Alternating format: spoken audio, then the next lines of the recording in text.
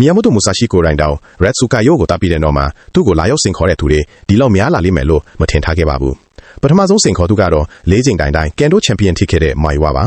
ဒါပေမဲ့တိုက်ပွဲကဆက်လိုက်ကနဲ့ချက်ချင်းပဲပြီးဆုံးသွားခဲ့ပါတယ်တစ်ချက်တည်းနဲ့တင်မိုင်ဝါရဲ့ဝါဒါဟာထပ်ပိုင်းပြတ်သွားခဲ့ပါတယ်သူဟာလက်စီအပစ်ခံလိုက်ရတယ်လို့မျိုးခန္ဓာကိုယ်တစ်ခုလုံးတောင်တင်းသွားပြီးအစစ်အမြစ်တွေနာကျင်ကတတိလစ်ပြီးမြေကင်ပေါ်လဲကျသွားခဲ့ပါတယ်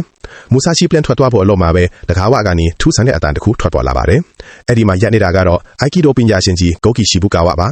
သူဟာမူဆာရှိရဲ့နာမည်ကိုကြားဘူးနေတာကြားပါပြီတိုက်ခိုက်ရသမားတိုက်အတွက်မီယာမိုတိုမူဆာရှိဆိုတာလူတစ်ယောက်တင်မကပဲတန်တရာရီတစ်ခုလည်းဖြစ်ပါတယ်အခုတော့အဲ့ဒီတန်တရာရီဟာသူ့ရှေ့တဲ့မှာရက်နေပါပြီရှိဘူကာဝါဟာရှေ့ကိုလန့်လာပြီးလေးစားမှုနဲ့လက်ဆွဲနှုတ်ဆက်ဖို့လက်ကမ်းပေးခဲ့ပါတယ်ဒါပေမဲ့မူဆာရှိကသူ့လက်ကိုကိုင်လိုက်တဲ့အချိန်မှာပဲမမျော်လင့်ထားတာတစ်ခုဖြစ်ပလက်ခဲ့ပါတယ်မူဆာရှိရဲ့လက်ဟာချက်ချင်းဆိုသလိုအဲ့ဒီနေရာမှာတင်တခါတည်းချုံနှောင်ခတ်လိုက်ရပါတယ်သူဘယ်လောက်ပဲစူးစမ်း